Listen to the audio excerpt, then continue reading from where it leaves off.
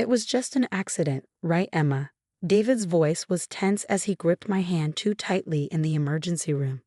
I stared at him, the pain in my ribs making it hard to breathe. The concerned faces of the ER staff contrasted sharply with my husband's forced smile and his mother's carefully crafted worried expression.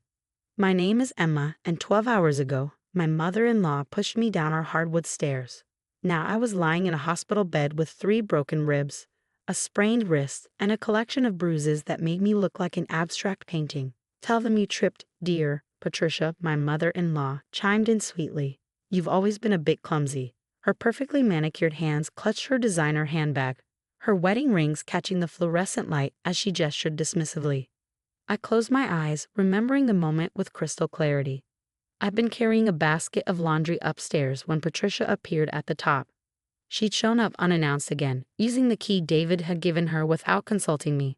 Our argument about her constant intrusions had escalated quickly. This is my son's house, she'd sneered, stepping closer. You're just the replacement wife. The first one knew her place. Before I could respond, I felt her hands against my shoulders. The push wasn't subtle or accidental. It was deliberate, forceful, and accompanied by a small, satisfied smile that haunted me even now. Mrs. Walker, the young ER nurse, interrupted my thoughts. I need to examine your injuries privately. Hospital policy. She gave David and Patricia a pointed look. I'm her husband, David protested. And my mother. Need to wait outside, the nurse, whose name tag read Kelly, finished firmly. Now please. Once they left, Kelly's professional demeanor softened. Emma, I need you to be honest with me. These injuries are consistent with a fall, but the pattern suggests you were pushed. Did someone push you? I hesitated. David would never believe me over his mother. Patricia had spent the last 3 years systematically undermining me, and my husband remained blind to it all. I have proof, I whispered. Kelly leaned closer. What kind of proof? Security cameras. I installed them 2 months ago after my jewelry started disappearing. I pulled out my phone with my good hand, wincing at the movement. I haven't checked the footage yet, but the stairs are covered. Kelly's eyes widened. May I? She asked, gesturing to my phone. I nodded, pulling up the security app. The footage was clear. Patricia's face, twisted with malice, her hands extending, the deliberate push. My fall was brutal to watch. But what happened next was worse. Patricia stood at the top of the stairs, watching me lie motionless at the bottom, before calmly walking down, stepping over my body, and making herself a cup of tea in my kitchen. She'd waited 15 minutes before calling David, and only then did she call for an ambulance. Oh my God, Kelly whispered. She looked at me, her professional composure cracking. Emma, I need to make a call. This is attempted murder. My husband won't believe it, I said softly. He never does. He won't have a choice this time, Kelly replied, her jaw set. I'm calling the police. This isn't just domestic abuse. She waited before getting you help. She wanted you to be hurt badly. As Kelly stepped out to make her call, I heard Patricia's voice in the hallway. David, darling, maybe we should look into putting Emma in therapy. These accusations about me, her paranoid behavior with those cameras. It's not healthy. I know, Mom. David's response made my heart sink. Once she's better, we'll get her the help she needs. I closed my eyes, tears sliding down my cheeks.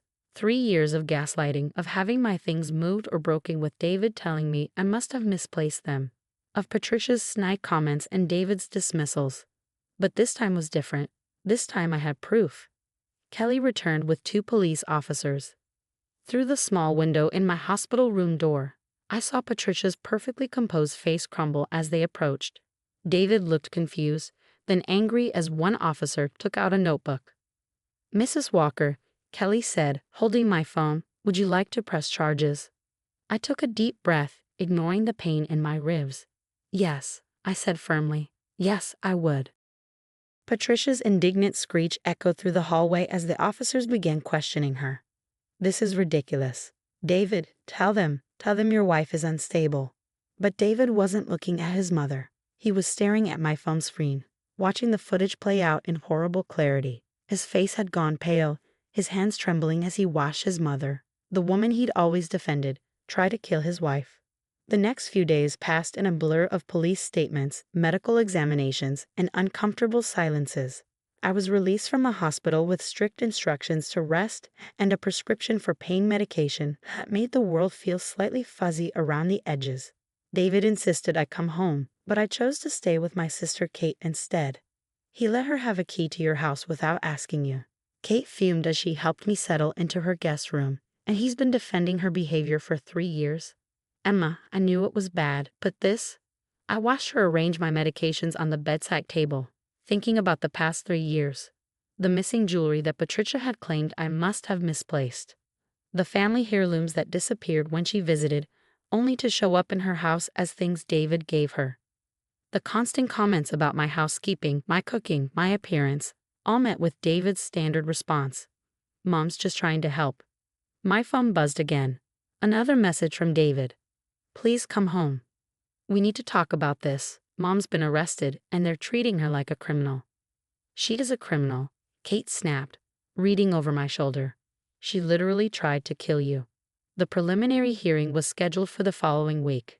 The evidence was damning, not just the security footage, but the hospital records showing Patricia's deliberate delay in calling for help. The detective assigned to my case, a no-nonsense woman named Detective Martinez, had more questions. Mrs. Walker, we found something interesting while executing the search warrant at your mother-in-law's house, she said, spreading photographs across the table. Do you recognize these items? My breath caught. There, neatly laid out, were all my missing possessions. My grandmother's sapphire necklace, my mother's pearl earrings, even my engagement ring from my first fiancé, who had died in a car accident, something I tearfully searched for months ago. She took them, I whispered. All those times she said I was careless, that I lost things. We also found this. Detective Martinez slid another photo across the table. It was Patricia's phone, open to a text conversation with David from 3 months ago. Emma's becoming a problem. She's not good enough for you. Remember Karen? She knew her place. We need to do something about this one. Karen, David's first wife, who had mysteriously fallen down the same stairs 5 years ago. She had survived but moved away immediately after, divorcing David and refusing to speak to anyone about what happened. We've contacted Karen, Detective Martinez said quietly. She's willing to testify. The implications hit me like a physical blow. This wasn't just about me. Patricia had done this before, and David, had he known? Had he suspected? That evening, David showed up at Kate's house. He looked terrible, unshaven, eyes red, clothes wrinkled. Emma, please, he said when I agreed to talk to him on the porch. You have to understand. Mom, she's not well. She needs help, not jail. If you drop the charges. Did you know? I interrupted. About Karen? About what your mother did to her? His silence was answer enough. They found my things, David. Everything she stole.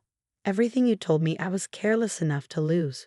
My voice was steady despite the trembling in my hands. The police found her text to you. About me being a problem. About doing something about me. I never thought she actually hurt you. He protested weakly. She's my mother. And I'm your wife. The words burst out of me, years of suppressed anger finally breaking free. You gave her a key without asking me. You dismissed every concern, every fear. You watched her steal from me, belittle me, break me down piece by piece, and you did nothing. You chose her over me every single time. Emma. No, I cut him off. I'm done. The police are reopening Karen's case. Your mother is going to face consequences for what she's done, and so are you. What does that mean? I pulled an envelope from my pocket, papers my lawyer had drawn up that morning. It means I'm pressing charges against your mother for attempted murder and theft, and I'm divorcing you for conspiracy and emotional abuse. He stared at the envelope, his face draining of color. You can't do this. We can work this out. Once Mom gets help. Your mother pushed me down the stairs and watched me lie there, injured, for 15 minutes before calling for help. And you? I laughed bitterly. You told me I needed therapy for being paranoid. Well, guess what? The cameras I installed proved I wasn't paranoid at all. I stood up, ignoring the pain in my ribs. The detective found your mother's diary, David, pages and pages about how she got rid of Karen, how she was planning to get rid of me, and your texts encouraging her protective behavior. You're not innocent in this. His face crumpled, the facade of concerned husband finally cracking. I'll lose everything. My job, my reputation. You should have thought about that before you chose your mother over your wife's safety. Twice. I turned to go back inside, then paused. Oh, and David. I'm keeping the house. It turns out attempting to murder your daughter-in-law is a great way to void any claim to property. Your lawyer can contact mine about the rest. I closed the door on his stunned face, leaning against it as Kate wrapped me in a gentle hug. You did it, she whispered. You're free. For the first time since my fall, I felt like I could breathe properly again. The truth was finally out, and neither Patricia nor David could hurt me anymore. 6 months later, I sat in the courtroom, watching Patricia's carefully maintained composure crack as the judge delivered her sentence. 15 years for attempted murder, with additional charges for theft and the reopened case with Karen. The evidence had been overwhelming. The security footage, her diary detailing both attacks, and Karen's powerful testimony about her own experience. She told me I was never good enough for her David. Karen had testified, her hands shaking but her voice strong. Then one day, after months of psychological abuse, she pushed me down those same stairs. When I tried to tell David, he said I was confused from the fall. I knew then I had to leave. David hadn't fared much better. His text messages and documented pattern of enabling his mother's behavior had led to charges of conspiracy and accessory after the fact. He'd lost his job at the law firm when the story broke, his reputation in shambles. The divorce had been finalized 3 months ago, and he'd been sentenced to 5 years probation and mandatory counseling. As the bailiff led Patricia away, she turned to look at me one last time. The hatred in her eyes was still there, but now it was tinged with something else. Defeat. She'd lost everything. Her freedom, her social standing, and most importantly, her control. You did the right thing, Detective Martinez said, touching my shoulder gently as we left the courthouse. Your case has encouraged 3 other women to come forward about similar experiences with their mothers-in-law. You've started something important here. I thought about those other women as I drove home to my newly renovated house. The first thing I'd done after the divorce was replace the stairs, not out of fear, but as a symbol of reclaiming my space.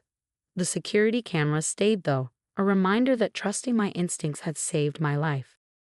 My sister Kate had helped me redecorate, removing every trace of Patricia's influence. The stolen items she'd taken from me now sat proudly displayed in my bedroom, each one a testament to my resilience. My grandmother's sapphire necklace caught the light as I passed my dresser, no longer hidden in Patricia's jewelry box. The doorbell rang. Karen, right on time for our weekly coffee meeting. We'd formed an unexpected friendship during the trial, bonding over our shared experiences and recovery. The house looks amazing, she said, settling onto my new couch. So different from mine. From when we were trying to please her. I finished handing her a cup of coffee. I know, everything then had to be beige and proper. Now it's all about what makes me happy. Karen smiled, touching the bright throw pillow beside her. I did the same thing after I left. Painted my whole apartment purple just because I could. David hated purple. We shared a knowing look, both understanding the small acts of rebellion that helped us reclaim our lives. Have you heard? Karen asked, pulling out her phone. They're starting a support group for women with abusive in-laws. They want us to speak at their first meeting. I looked at the website she showed me, breaking the silence, recognizing and responding to in-law abuse.